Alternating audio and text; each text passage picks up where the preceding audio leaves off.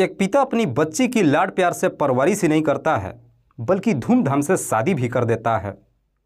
पर उस लड़की को अपने ससुराल गए हुए अभी 1 महीना भी नहीं गुजरा था कि एक दिन उसका अपहरण कर लिया जाता है।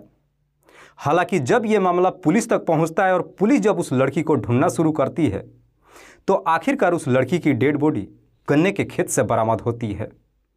पर पुलिस जब उस लड़की के अपराधी को पकड़कर थाने में लेकर आती है और लोग जब उसे देखते हैं तो देखने के बाद किसी को भी अपने आंखों पर यकीन ही नहीं होता है और लोग पुलिस के ऊपर ही सवाल खड़ा करते हुए कहते हैं कि ये कभी नहीं हो सकता है। वाकई में दोस्तों, आज की जो कहानी है ये आपको भी हैरान कर देने वाली है। नमस्कार, आदाब, मैं हसमुद्दीन और आप देख रहे हैं सफ़र क्राइम तक। आज की जो सच्ची घटना मैं आपको सुनाने वाला हूँ ये घटना है उत्तर प्रदेश की। उत्तर प्रदेश का एक ज़िला पड़ता है पीलीभीत और इसी पीलीभीत का एक थाना पड़ता है गजरौला। बात कर रहा हूँ मैं 14 जून की रात्रि के करीब 8 बजे के आसपास। दरअसल इसी गजरौला थाने में एक व्यक्ति भागते दौड़ते जाता है और थाना प्रभारी भुवनेश गौतम से कहता है कि साहब, मेरा नाम प्रमोद है और मैं लालपुर गांव का रहने वाला हूं। प्रमोद जिसकी उम्र है लगभग 24 साल के आसपास। दरअसल प्रमोद थाना प्रभारी से कहता है कि साहब, कुछ लोगों ने मेरी पत्नी का अपहरण कर लिया है। अपहरण की जब बात कहता है ये सुन करके थाना प्रभारी भी एकदम से चौंक जाते हैं और प्रमोद से एक पर एक कई सारे सवाल करते हैं कि तुम्हारी पत्नी का नाम क्या है, अपहरण कहाँ पे हुआ, किसने किया और क्यों किया है। इस पे प्रमोद पुलिस वालों को जवाब देता है कि साहब, मेरी पत्नी का नाम अर्चना है। अर्चना जिसकी उम्र है लगभग 20 साल के आसपास। प्रमोद थाना प्रभारी से कहता है कि साहब, मैं अपनी पत्नी को ससुराल से विदा करके अपने घर लेकर आ रहा था, लेकिन मेरे गांव से लगभग 2 किलोमीटर दूर ही एक सुनसान जगह पे पीछे से बोलेरो पे कुछ लोग आए और मेरी पत्नी को उठाकर लेकर चले गए। प्रमोद जब ये सारी बातें थाना प्रभारी से बताता है उसके बाद से थाना प्रभारी प्रमोद के ही तहरीर पे उसकी पत्नी अर्चना का अपहरण का मुकदमा दर्ज कर लेते हैं और फिर अपने टीम के साथ अपनी गाड़ी में प्रमोद को भी बिठा करके उस जगह पर लेकर के जाते हैं। लेकिन प्रमोद जब उस जगह पे पहुंचता है तो पुलिस वालों को बता ही नहीं पाता है कि उसकी पत्नी को अपहरण कहां से किया गया है। हालांकि पुलिस जब प्रमोद से फिर से सवाल करती है कि जिस गाड़ी में तुम्हारी पत्नी को उठा करके लेके गए थे, क्या तुम्हें उस गाड़ी का नंबर याद है या फिर उस गाड़ी में कितने लोग थे। इस पे प्रमोद पुलिस वालों को जवाब देता है कि साहब, काम इतने काफ़ी तेज़ी में हुआ कि मैं गाड़ी का नंबर भी नहीं देख पाया और ये भी नहीं पहचान पाया कि उस गाड़ी में कितने लोग बैठे हुए हैं। हालांकि पुलिस प्रमोद से और भी कई तरह का सवाल करती है लेकिन प्रमोद पुलिस को सही तरीके से जवाब नहीं देता है, जिसकी वजह से पुलिस को न जाने क्यों प्रमोद के ऊपर ही शक चला जाता है।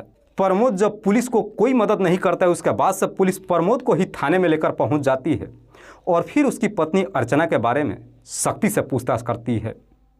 पुलिस जब अपना शक्ति दिखाना शुरू करती है तब जाकर के प्रमोद को भी लगता है कि शायद वो अब पुलिस के चंगुल में बुरी तरीके से फंस चुका है। इससे पहले कि पुलिस प्रमोद के साथ मार पिटाई करती, प्रमोद अपनी सच्चाई कबूल कर लेता है और पुलिस वालों से कहता है कि साहब, मेरी पत्नी का अपहरण नहीं हुआ है बल्कि मैंने खुद ही उसकी हत्या कर दिया है और उसकी डेड बॉडी गन्ने के खेत में पड़ा हुआ है।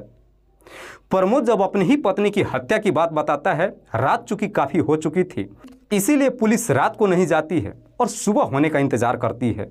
सुबह जब हो जाती है उसके बाद से पुलिस प्रमोद को अपने साथ लेकर उसके गांव के तरफ से होते हुए जब गन्ने के खेत में जाती है तो देखती है कि वाकई में गन्ने के खेत में उसकी पत्नी अर्चना का डेड बॉडी पड़ा हुआ था।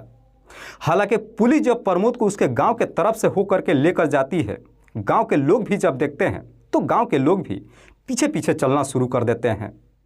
गांव के लोग भी जब अर्चना की डेड बॉडी को देखते हैं और गांव के लोगों को जब मालूम चलता है कि अर्चना की हत्या किसी और ने नहीं बल्कि उसी के पति प्रमोद ने किया है, किसी को भी अपने कानों पर यकीन ही नहीं होता है। पुलिस जब डेड बॉडी को चेक करती है तो मालूम चलता है कि अर्चना के गले पे एक हल्का सा निशान दिखाई देता है, जिसे देख करके पुलिस अंदाज़ा लगाती है कि शायद अर्चना की हत्या गला दबा करके की गई है। उसके शरीर पे केवल पेटीकोट और साया पड़ा हुआ था। पुलिस सबसे पहले डेड बॉडी को अपने कब्जे में लेकर पोस्टमार्टम के लिए भेज देती है और साथ ही इस बात की जानकारी अर्चना के माता पिता को देती है। अर्चना के पिता का नाम है डालचंद और माँ का नाम है सरदा। इधर अर्चना के माता पिता को जब मालूम चलता है, वो भी एकदम से घबरा जाते हैं कि कल ही तो मेरी बेटी घर से विदा होकर अपने ससुराल के लिए निकली थी। आखिरकार रास्ते में ऐसा क्या हो गया कि मेरे दामाद ने ही बेटी की हत्या कर दिया। डालचंद जब अपनी पत्नी के साथ थाने में पहुंचता है, इधर पुलिस अर्चना की डेड बॉडी को पोस्टमार्टम के लिए भेज तो चुकी थी, पर डालचंद जब पुलिस से पूछताछ करता है तो पुलिस भी डालचंद को यही जवाब देती है कि तुम्हारी बेटी की हत्या किसी और ने नहीं बल्कि तुम्हारे दामाद प्रमोद ने ही किया है। हालांकि पुलिस जब प्रमोद से उसकी पत्नी की हत्या के बारे में पूछताछ करती है और प्रमोद जब इस हत्या की पूरी कहानी बताता है तो वाकई में इसे सुनने के बाद खुद पुलिस भी हैरान रह जाती है। प्रमोद के पिता का नाम है छमादी लाल। दरअसल प्रमोद जो अपने माता पिता के इकलौता संतान है। छमादी लाल जो कि खेती किसानी का काम करता है, लेकिन प्रमोद इकलौता संतान होने की वजह से इस प्रकार से बिगड़ जाता है कि वो अपनी पढ़ाई भी छोड़ देता है और अपने पिता के साथ खेतीबाड़ी में काम भी नहीं करता है, बल्कि पढ़ाई लिखाई छोड़ने के बाद प्रमोद गांव में कुछ आवारा लड़कों के साथ में दोस्ती कर लेता है और अक्सर अड्डाबाजी करने लगता है। छमादी लाल अपने बेटे को काफ़ी समझाने की कोशिश करता है कि ये सब कुछ छोड़ करके अपनी पढ़ाई की तरफ ध्यान दो, लेकिन प्रमोद अपने पिता की एक बात नहीं मानता है। प्रमोद जिस गांव में रहता है उसी के पड़ोस की रहने वाली है सरिता। सरिता जिसकी उम्र है लगभग 21 साल के आसपास, जो देखने में बेहद ही खूबसूरत है। दरअसल सरिता जो अपने ही इलाके के एक हाई स्कूल में पढ़ाई करती है। सरिता के पिता का नाम है जीवन राम। जीवन राम की भी इकलौती बेटी है, इसलिए जीवन राम भी अपनी बेटी को लाड प्यार से परवरिश करता है। इधर प्रमोद की नज़र जब सरिता के ऊपर पड़ता है, सरिता को पसंद कर लेता है और फिर उसे पीछा करने लगता है। आखिरकार प्रमोद की ये मेहनत रंग लाती है और सरिता भी उसे पसंद करने लगती है, जिसकी वजह से प्रमोद और सरिता के बीच में प्रेम प्रसंग शुरू हो जाता है। हालांकि दोनों के बीच में प्रेम प्रसंग शुरू तो हो जाता है, दोनों शादी करने का फैसला भी कर लेते हैं, लेकिन सबसे बड़ी दिक्कत ये हो जाती है कि दोनों ही अलग अलग जाति बिरादरी के थे। सरिता भी ये अच्छी तरीके से जानती थी कि उसके घर वाले किसी भी कीमत पे प्रमोद से शादी नहीं होने देंगे। दरअसल प्रमोद अलग जाति बिरादरी का ही नहीं था, बल्कि पूरे गांव में वो काफ़ी बदनाम भी था। दोनों के बीच में जब प्रेम प्रसंग शुरू होता है, आखिरकार इस प्रेम प्रसंग की जानकारी गांव के कुछ लोगों को भी मालूम चल जाता है और एक दिन उड़ती हुई ये खबर सरिता के पिता जीवन राम के कानों तक पहुंच जाता है। जीवन राम को जब अपनी बेटी के करतूतों के बारे में मालूम चलता है, शाम के वक्त जब घर पे पहुंचता है और जब अपनी बेटी सरिता से पूछताछ करता है, तो सरिता भी अपने पिता से झूठ बोलते हुए कहती है कि मेरा प्रमोद के साथ कोई रिश्ता नहीं है। दरअसल सरिता अपने पिता से कहती है कि जब मैं स्कूल में जाती हूँ, कभी कभार प्रमोद रास्ते में मिलता है और पढ़ाई लिखाई के बारे में मुझसे पूछताछ करता है। इसके अलावा मेरा प्रमोद के साथ कोई रिश्ता नहीं है। हालांकि सरिता अपने पिता को काफ़ी सारी सफाई देती है, लेकिन बावजूद इसके जीवन राम अपनी बेटी के बातों पर यकीन नहीं करता है और अपनी बेटी को समझाते हुए कहता है कि मैं तुम्हें पढ़ाई करने के लिए आज़ादी सिर्फ इसलिए दे रखा हूँ कि तुम पढ़ लिख कर एक कामयाब बन सको। याद रखना, अगर तुमने कोई भी गलत कदम उठाया तो मैं तुम्हारा पढ़ाई रुकवा दूंगा। उसके बाद से अब सरिता और प्रमोद एक दूसरे से मुलाकात करने में काफ़ी हद तक सतर्क हो जाते हैं। एक दिन सरिता जब फ़ोन पे प्रमोद से बातचीत करती है तो उसे समझाते हुए कहती है कि तुम कोई बढ़िया सा काम धंधा देख लो, क्योंकि मेरे परिवार वाले किसी भी कीमत पे तुमसे शादी तो नहीं होने देंगे। अगर शादी नहीं हुई तो हम घर छोड़ करके भाग जाएंगे, लेकिन घर भी अगर छोड़ करके भागते हैं तो हमारे पास पैसे तो होना चाहिए। काम धंधे करने के लिए जब कहती है तो प्रमोद भी उसे आश्वासन देते हुए कहता है कि तुम्हें इसकी चिंता करने की कोई ज़रूरत नहीं है, अगर ऐसा वक्त आया तो मैं देख लूँगा। लेकिन फ़ोन पे जब बातचीत करती है, आखिरकार इस बात की जानकारी दोबारा से जीवन राम को मालूम चल जाता है और दूसरी बार जब जीवन राम को मालूम चलता है तो अपनी बेटी को समझाने के बजाय प्रमोद के घर चला जाता है और उसके पिता छमादी लाल से शिकायत करते हुए कहता है कि तुम अपने बेटे को समझा दो, क्योंकि वो मेरी बेटी सरिता को काफ़ी परेशान कर रहा है। इधर छमादी लाल को जब अपने बेटे के करतूतों के बारे में मालूम चलता है, छमादी लाल भी प्रमोद से जब पूछताछ करता है तो प्रमोद भी अपने पिता से झूठ बोल देता है। दरअसल छमादी लाल अब अपने बेटे को समझाते हुए कहता है कि इससे पहले कि मैं गांव में बदनाम हो जाऊं, तुम शहर में कोई काम करने के लिए चले जाओ। छमादी लाल जब अपने बेटे को नौकरी करने के लिए कहता है तो प्रमोद को भी लगता है कि शायद यही बेहतर है, क्योंकि सरिता भी पिछले कई महीनों से उसे कह रही थी कि जाकर कोई नौकरी कर लो। इसीलिए प्रमोद अब अपने एक दोस्त सुरेश से बातचीत करता है। सुरेश जो दिल्ली में रह करके नौकरी करता है और बातचीत करने के बाद अपने दोस्त सुरेश के पास ही दिल्ली शहर में चला जाता है। प्रमोद जब दिल्ली में जाता है तो उसे एक प्राइवेट कंपनी में नौकरी भी मिल जाती है, ठीक ठाक पैसे भी कमाने लगता है। पर दिल्ली शहर में जैसे ही कुछ महीने का समय गुजरता है, प्रमोद सरिता के बगैर रह नहीं पाता है और आखिरकार अपनी नौकरी छोड़ने के बाद फिर से गांव में चला आता है। प्रमोद जब अपने गांव में पहुंचता है, इधर सरिता के पिता जीवन राम जब उसे देखता है तो देखने के बाद जीवन राम की परेशानी फिर से बढ़ जाती है। दरअसल उसके बाद से जीवन राम अब अपनी बेटी के ऊपर नज़र रखना शुरू कर देता है।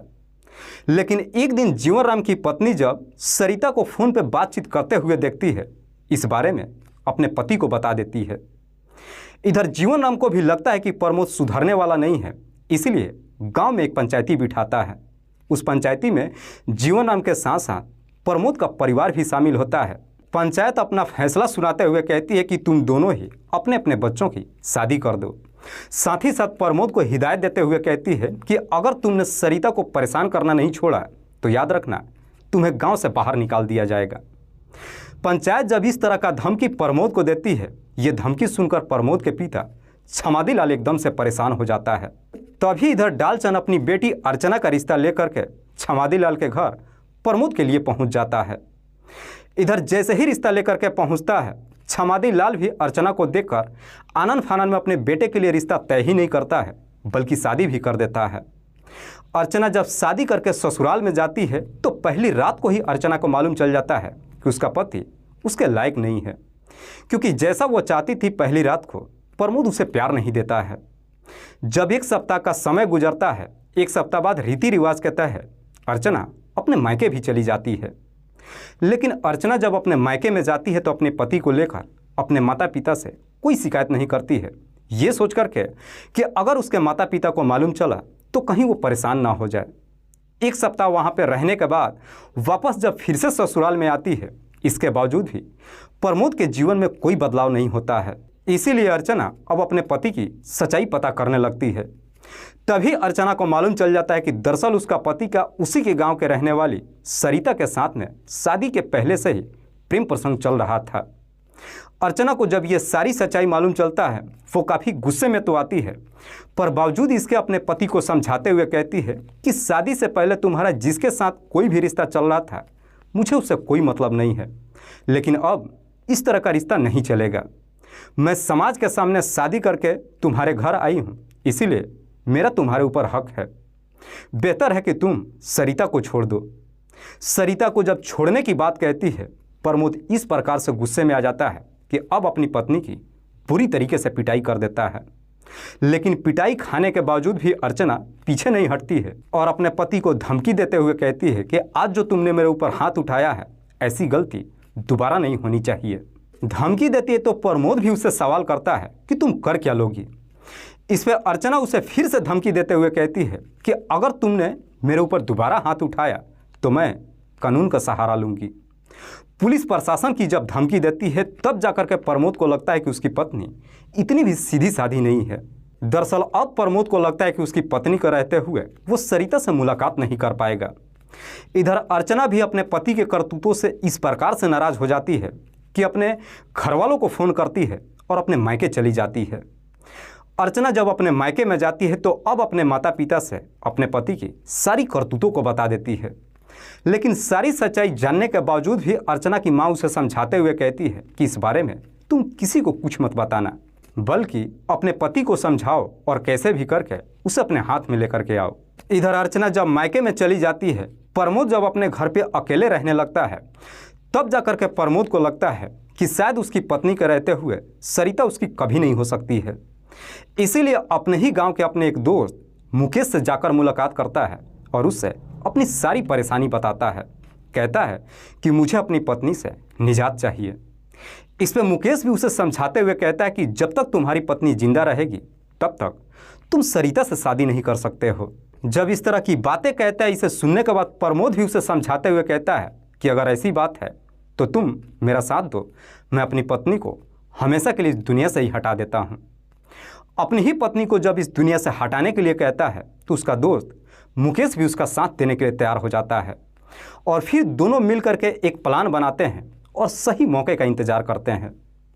दरअसल प्रमोद को यह मालूम था कि अगर मैं अपने घर के अंदर पत्नी की हत्या करता हूं तो मैं पकड़ा जाऊंगा, इसीलिए एक प्लान बनाता है और अपने ससुराल में चला जाता है।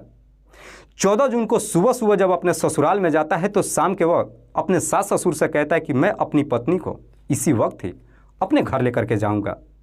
हालांकि शाम के वक्त जब अपनी पत्नी को घर लाने की बात कहता है, प्रमोद के सास ससुर भी उसे काफ़ी समझाते हुए कहते हैं कि तुम इसे सुबह लेकर के चले जाना। लेकिन प्रमोद जब अपनी जीत पर उतर जाता है, आखिरकार सरिता के माता पिता भी इसके लिए तैयार हो जाते हैं और अपनी बेटी को विदा कर देते हैं। प्रमोद जब अपनी पत्नी को लेकर गाड़ी के माध्यम से गजरौला बस स्टैंड पर पहुंचता है, तब तक रात्रि के लगभग 7 बज चुका था। दरअसल वहीं पे उसका दोस्त मुकेश भी मिल जाता है। उसके बाद से तीनों पैदल ही अपने घर के लिए रवाना हो जाते हैं। लेकिन जब अपने घर के लिए रवाना होते हैं, गांव से लगभग अभी 2 किलोमीटर दूर ही होते हैं, जब सुनसान जगह मिलता है, रास्ते में ही प्रमोद अपनी पत्नी को धर दबोचता है। हालांकि अर्चना अपने आप को बचाने की काफ़ी कोशिश करती है, लेकिन प्रमोद अपनी पत्नी की गला दबाकर हत्या कर देता है। अर्चना की जब मौत हो जाती है, उसके बाद से उसके शरीर के सारे गहने उतार लेता है और फिर अपने दोस्त के माध्यम से अर्चना की डेड बॉडी को लेकर के गन्ने के खेत में फेंक देता है।